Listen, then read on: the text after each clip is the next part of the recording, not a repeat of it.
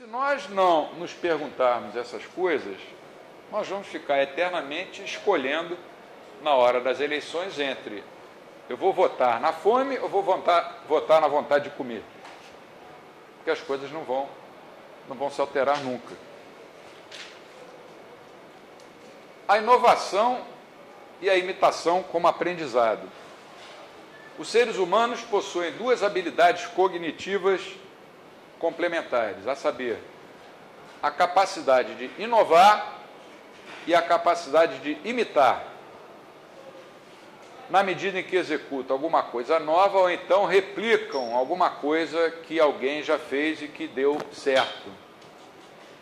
As novidades que deram certo podem reproduzir-se por meio de inúmeras tentativas de imitação e assim podem gerar mais trocas que, por sua vez, podem ser imitadas num processo recursivo. E a ação humana, especialmente a função empresarial, se desenvolve num ambiente de tensão permanente entre o manter e o inovar. Entre o manter e o inovar. Ontem nós estávamos falando aqui sobre as formas de mercado, lembra que eu falei do monopólio? O monopólio, em princípio, pode não ser uma coisa ruim, desde que o monopolista tenha chegado a essa condição porque ele foi mais eficiente, porque ele atendeu melhor aos consumidores. Agora, quando esse monopolista ganhou o monopólio de presente por uma lei qualquer, ou quando ele usa recursos políticos para manter o seu monopólio, aí você tem um exemplo de uma tensão entre o manter e o inovar. Vai ser difícil surgir alguma inovação nesse setor, porque o cara já tomou conta do setor, o setor é dele, ele não deixa ninguém entrar, e tem o governo por trás para garantir essa posição dele. O monopólio de emissão de moeda por parte do Banco Central é mau? Como eu falei ontem, eu já fui um ardoroso defensor da independência do Banco Central. Talvez porque, como eu falei também, tenha sido meu primeiro emprego, eu tinha um certo carinho pela instituição, passei lá 7, 8 anos, era jovem, me lembro de uma opção de coisas boas, fui campeão de futebol lá no time da gerência de operações de câmbio. Depois eu passei a pensar, o que é um Banco Central independente? Ou autônomo? São meia dúzia de diretores que se reúnem e vão decidir qual a quantidade, por exemplo, de moeda e de crédito que vão circular na economia. Eu falei, pô, isso está errado. Se eu sou contra meia dúzia de economistas decretarem um plano econômico, como é que eu vou ser a favor de meia dúzia de economistas se sentarem e decidirem qual vai ser a taxa de expansão de moeda no período tal a tal? Depois eu passei a refletir um pouco mais, pensei no padrão ouro, pensei no free banking, que é uma das nossas aulas, e hoje eu tenho a convicção absoluta de que todos os bancos centrais deveriam ser extintos. Para que servem os bancos centrais? Bom, teoricamente, para manter a estabilidade da moeda. Para que têm servido os bancos centrais? Para desestabilizar as economias. Então, vamos acabar com os bancos centrais. Mas se eu for no programa de televisão amanhã defender essa ideia, vamos taxar de louco. Então, a gente tem que ir com calma, passo a passo. Não seria muito melhor deixar a ação empresarial funcionar, inclusive no campo da emissão de moeda? Deixa o banco X emitir a sua moeda, lá com certo lastro. Se o cara fizer coisas erradas, a moeda dele vai se desvalorizar em relação às outras e vai ser como um mercado qualquer. Mas ninguém questiona o monopólio de emissão de moeda do Banco Central. É moeda de curso legal. Legal por quê? Porque tem uma regulamentação, que o Hayek chamava de teses, né, dizendo, só o governo pode emitir moeda. Pô, em Firenze, Florença, na Itália, houve uma época em que havia 4 moedas circulando. Fiorino, Quatrino e mais 2 lá, que eu esqueci o nome. E circulavam perfeitamente. Cada uma era emitida por um comerciante rico. Em Veneza também existia várias moedas e vários outros locais do mundo. Por que a gente aqui é obrigado a engolir o real? Por que o americano é obrigado a engolir o dólar? Muitos europeus são obrigados a engolirem o euro. É uma pergunta que, quando eu coloco para os alunos de graduação aqui, eles ficam, eu vejo assim pelas reações, eles ficam assim meio espantados. O mínimo que eles devem pensar é que o professor é meio louco, porque é tudo diferente do que eles escutam nas outras matérias. Ah, por que eu sou contra o monopólio da Petrobras e sou a favor do monopólio do Banco Central? O que um tem de diferente do outro?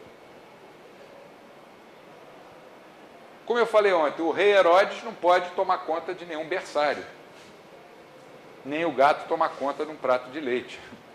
Você entregar o Banco Central nas mãos de políticos é como entregar um berçário para o rei Herodes, pedir aí, troca as fraldas das criancinhas aí. Essa é uma das últimas aulas que a gente vai ter, que eu pretendo trazer alguns dados aqui para mostrar o que o Fed vem fazendo nos últimos quase 100 anos, desde que ele foi criado, o que o nosso Banco Central fez. O nosso não precisa nem muito longe. Tem um PowerPointzinho que andou circulando pela internet, que eu vou até mostrar aqui na aula, mostra todas as moedas que nós tivemos desde a época do Getúlio, desde que ele acabou com o R$1.000 e criou o Cruzeiro, até a criação do real. Você antes homenageava nas moedas Dom Pedro I, Pedro Álvares Cabral, Dom Pedro II, a Princesa Isabel, as grandes figuras da República. Depois foi passando aos poucos a colocar moedas com... Houve uma época em que eles colocaram um gaúcho, uma baiana, e hoje nós temos, né, como eu falo sempre, peixe, onça, qualquer dia nós teremos pulgas, baratas, percevejos, tudo lá escrito, carimbado, Banco Central do Brasil. Por que um banco qualquer, privado, não pode emitir a sua moeda? Se eu confiar nessa moeda. É tudo uma questão de confiança. Se eu não confio nessa moeda que eu tenho aqui no bolso, eu não vou fazer isso porque eu não sou louco, né? Mas eu posso pegar simplesmente e rasgar. Rasgar. Vocês todos iam ficar achando que eu estava louco. Eu não vou fazer isso porque esses R$5 vão permitir que eu compre alguma coisa amanhã, mas porque eu sou obrigado a usar os R$5. Mas eu podia pegar esse dinheiro, se eu não confiasse nele, rasgar e jogar fora. Dizer, tudo uma questão de confiança. A moeda que eu uso é uma outra moeda em que eu confio, né?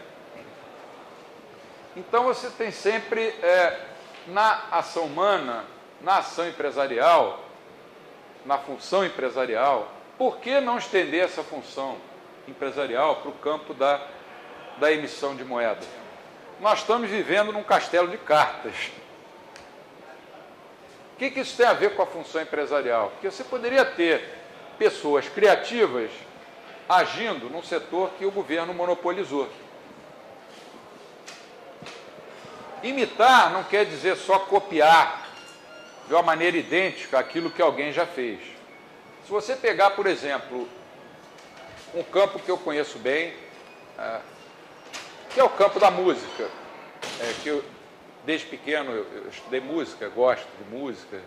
Se você olhar um músico japonês tocando, geralmente um músico de jazz japonês, você olha, pô, esse cara é um virtuoso, ele toca muito. Só que dificilmente você encontra um músico japonês com criatividade. Ele pega a gravação do ídolo dele. Eu tenho um livro japonês lá em casa das transcrições das gravações de um pianista chamado Bill Evans, que é o meu ídolo. Japonês, ele está no Japão. Os caras copiaram tudo, até a hora que o Bill Evans respirava, parece que está na partitura. E na hora de tocar, eles tocam quase que com a mesma perfeição. Mas cadê a criatividade? Se você colocar um brasileiro lá, ou um americano, ou um cubano, ele vai ser muito mais criativo. Então, imitar não quer dizer só copiar de maneira idêntica aquilo que alguém já fez. Ele diz, pô, esse cara toca igualzinho àquele grande músico fulano de tal. Tocar igualzinho porque ele ouviu o disco 80 vezes e saiu repetindo. Eu já cansei de fazer isso quando estava estudando. Repetia para ficar pelo menos parecido com o que eu queria, né? Mas aí eu estava simplesmente copiando. Imitar, na visão austríaca, quer dizer procurar observar, pensar, compreender e aceitar, acrescentar o que se aprendeu do conhecimento de outros. ao seu próprio conhecimento. Em outras palavras, imitar significa apreender, apreender, o que exige o esforço de pensar. A inovação, por sua vez, também não surge assim do nada, porque requer novas combinações de elementos já existentes para produzir alguma coisa que seja novidade e que seja bem aceita. E é uma tarefa dificílima, porque diversas combinações possíveis já foram tentadas, muita gente já tentou. Em alguns casos, existe até um número praticamente infinito de combinações possíveis. E isso aumenta naturalmente os custos, né? Inovar significa navegar em mares desconhecidos, correr risco de cometer erros, despender tempo e outros recursos, tentar, errar, tentar novamente, errar, tentar de novo, até que, eventualmente, você acaba descobrindo o que estava buscando. Ou acaba não descobrindo. E aí vai ter o prejuízo. Muitas pessoas preferem a segurança de viver de salários no final do mês. Outras são empreendedores e preferem correr riscos. Eu fico muito, não vou dizer triste, mas preocupado quando vejo que, dos alunos aqui da graduação, eu sempre pergunto, o pessoal que está no último período, o que você pretende fazer da vida? Aí, mais ou menos 5% dizem que pretendem seguir a carreira acadêmica. Eu quero fazer o mestrado, doutorado. Eu digo, legal, vai em frente. Mas a grande maioria, eu diria 70% a 80%, pensa em se formar, fazer um cursinho, fazer um concurso público. Eu não desestimulo, porque se as regras do jogo são essas, o cara está buscando segurança, mas quantas dessas pessoas, se o nosso ambiente fosse um ambiente propício ao empreendedorismo, poderiam se tornar grandes empreendedores? Pessoas inteligentes, que vão acabar numa repartição pública tolhidas ali, sem poderem desenvolver a sua criatividade. Eu deixei o Banco Central, uma das causas foi essa, eu pedi demissão do Banco Central, porque eu senti que tinha alguma coisa diferente. 20 e tantos anos depois, um dos meus filhos também pediu demissão do Banco Central pelo mesmo motivo e preferiu correr riscos ainda maiores do que os que eu corri. É uma coisa individual, né? E isso explica por que as inovações de sucesso geralmente foram resultados de processos graduais de buscas em que se ia melhorando o que já havia sido descoberto e explorando coisas ainda desconhecidas mais perto daquelas que já foram exploradas. Por volta de 1950, 2 engenheiros japoneses foram ao Ministério da Indústria e do Comércio do Japão pedir autorização para fabricar um produto novo que eles tinham inventado. O Ministério, com seus burocratas, não autorizou eles a abrirem o negócio. Esses 2 japoneses, então, resolveram, na garagem lá da casa de um deles, fundaram a Sony. Se dependesse dos burocratas, não haveria a Sony, e o rádio de pilha talvez só tivesse surgido muitos anos depois. A primeira coisa que eles fizeram foi o rádio de pilha, que foi uma revolução na época. Mas os burocratas falaram, não, esse negócio de inovação não pode. Está lá no decreto número tal, parágrafo não sei o que, isso aí não pode.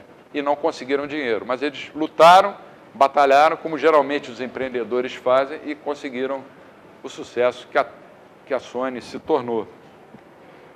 E quantos desses casos a gente não conhece? E, portanto, eu não posso citar aqui. Planos que foram abandonados simplesmente porque não tiveram suporte financeiro, ou de governos, ou de até setores da iniciativa privada.